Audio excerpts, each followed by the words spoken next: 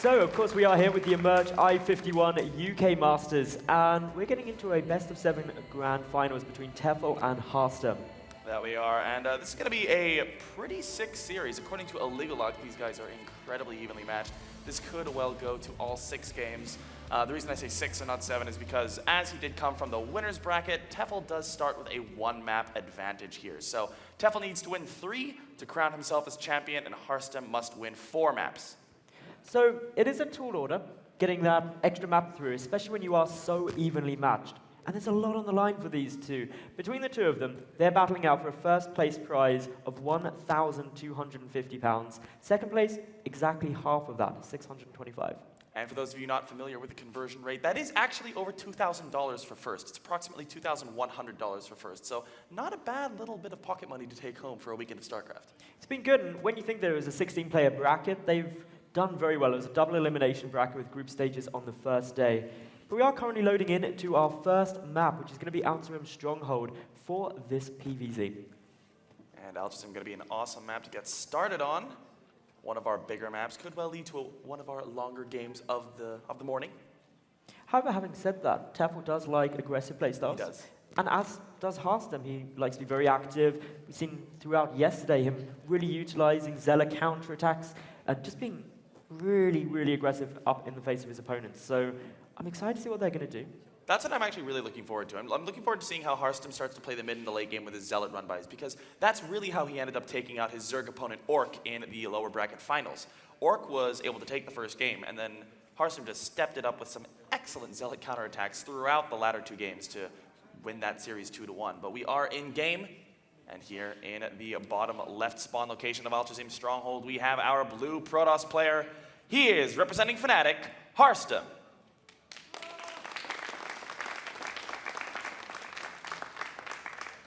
And our defending I-Series champion spawning on the bottom right spawn location, we have our green Zerg player representing Dignitas. It is dTefel.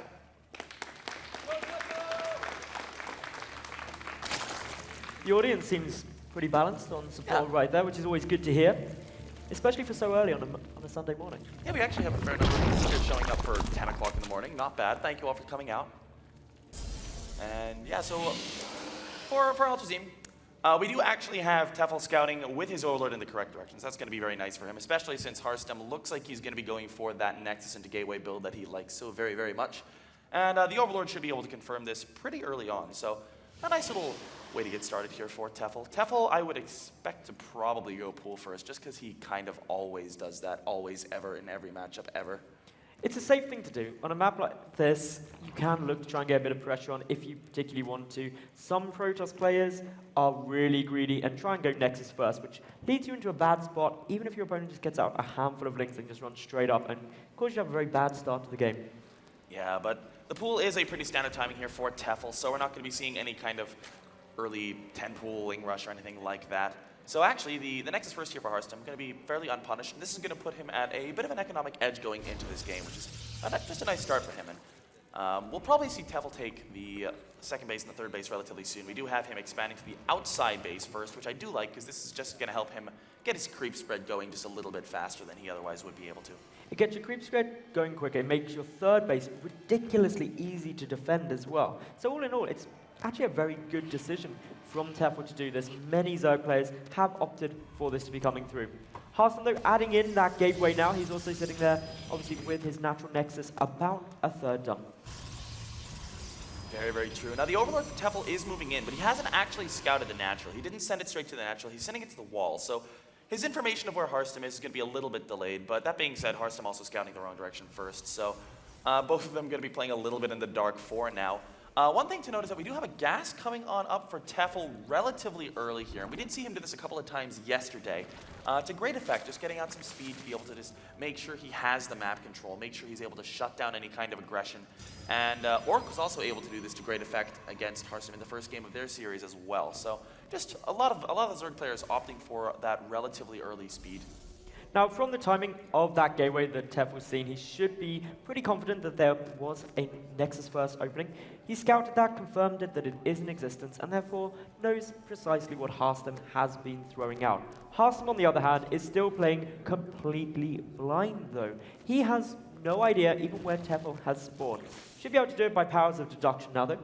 So knows he's in the bottom right, but not what kind of opening he's playing up against.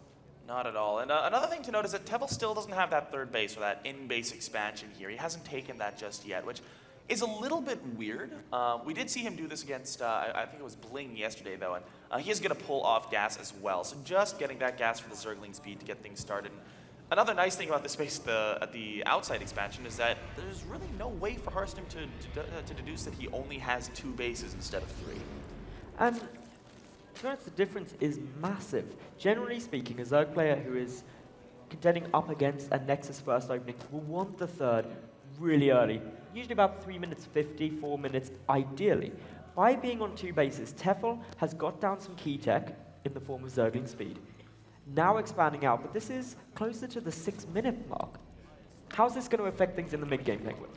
Well, generally speaking, this is a much later expansion than we would usually tend to see for a third base against an expansion build from Protoss, actually coming down around the same time as the third Nexus. But what he could do is he is already making 10 lings, and he could well try to cancel this third base of Harstem's, because the speed is going to be done. He's already got some lings on the way, and the pressure that Harstem is putting on isn't really real. It's fake pressure. There's only one gateway behind this. A couple of additional tech structures coming up with the Robo and the Forge to start upgrades. Ling is going to come in, surround this Zealot. Good Mike from Temple, only to lose one of them there. Mothership Core is on the other side of the map now. He can't really defend this Nexus. He doesn't have a cannon up. He doesn't have a Zealot out. This third base should actually be cancelled.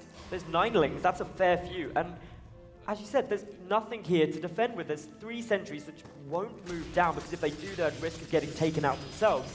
Interesting prioritization by dTefel, focusing the gateways first. Now going for that pylon.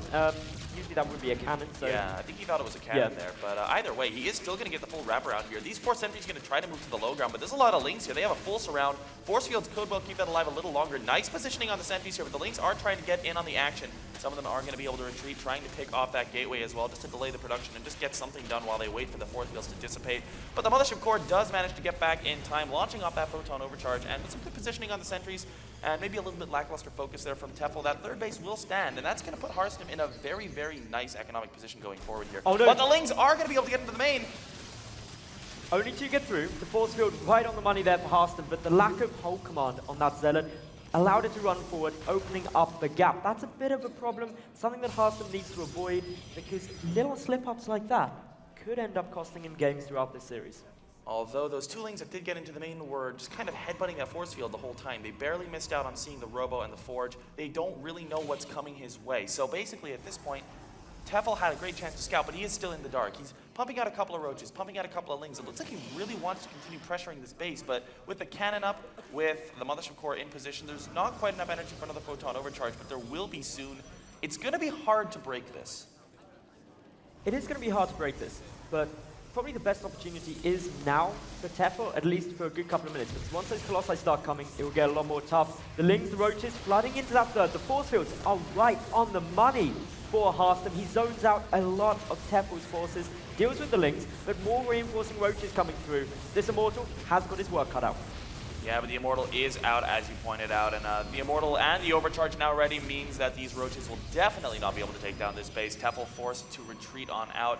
He's continuing to stream some units in, so looks like he may wait for a couple more units to come in before trying once again, but the longer he waits, the more the Immortal count's going to go up. There's 2 cannons on the way, more gateways as well. He's going to try to push on in here, but the positioning of these sentries has been just so on point for Harstem this whole time.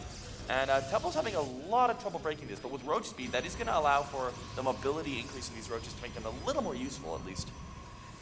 What's really important to note is that dTefel is at a very low drone count. Only 51 drones compared to the 64 probes. He had to deal with some serious damage with this pressure to justify it. And he's still pumping more roaches. dTefel is being ultra aggressive. And if he doesn't make it work, Harstem has got a monumental lead. Yeah, he's already sitting on a good 16 worker lead as Harstem here. Another engagement coming on in. The force fields are good once again. The energy getting a little bit low on those sentries. They should still have enough in them for one more round of really good force fields here. The roaches are being delayed, waiting for that Colossus to try to come on out. But with the additional cannons here, that's a lot of extra firepower that Harstem has on the defensive. More force fields coming down really, really well here. The roaches trying to trade as well as they possibly can, but these 2 Immortals are doing so much damage at the back.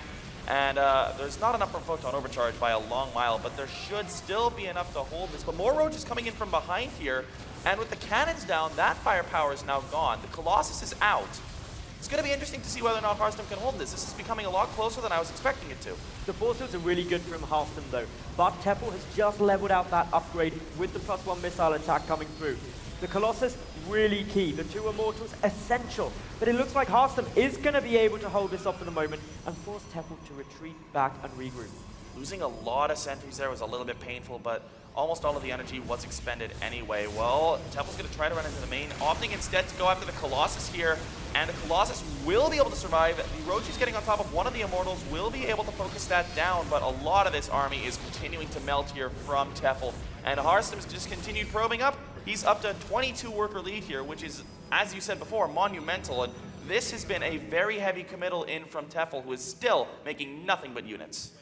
What this entire thing came down to is basically dTefel was looking to end this game out fast. He saw an early third Nexus and just wanted it over and punish that. But because he hasn't done anything, Harstem has such a good economy, he's got such high-tech units, dTefel really needs to pull something out the bag, especially with +2 on its way out for our Protoss player. We do have dTefel now going in towards the Infestation Pit. We don't actually have a Hydra Den on the field, so I'm leaning towards this maybe being Swarm Host because he is very far behind. He knows he's very far behind. And if there is one unit that will allow you to come back into the game as Zerg versus Protoss, Swarm Host could well be his best option here. dTefel, I'm just looking at his bank though. Has he really got enough to support that when he's invested so much? He's now up to 63 drones, which is substantially better than before. The Hydra Den coming out, which will give him some added firepower. But there's so many Colossi Penguin already that they're just going to melt. Yeah, they really are. I actually think with the Hive coming in now, it's looking more likely that dTefel wants to go into Roach Hydra Viper here, but it's already very late. We have another engagement going down here. The Colossi shredding a lot of the Roaches on the front line, some good force fields, allowing some of those Roaches to get caught there. dTefel trying to kite to the best of his ability, able to pick up a couple of Zealots at the front there, but Harstem is moving across with a very formidable force here. This is 180 supply worth of Protoss against just 160 supply worth of Roaches, which, as we like to say so often, are not very supply efficient. So Harstem is in an excellent position here. He's also got +2 about to kick in before this engagement comes through. Extended Thermal Lance, that's also on its way. 2 critical upgrades that are going to give him a better advantage over dTefel in this incoming engagement.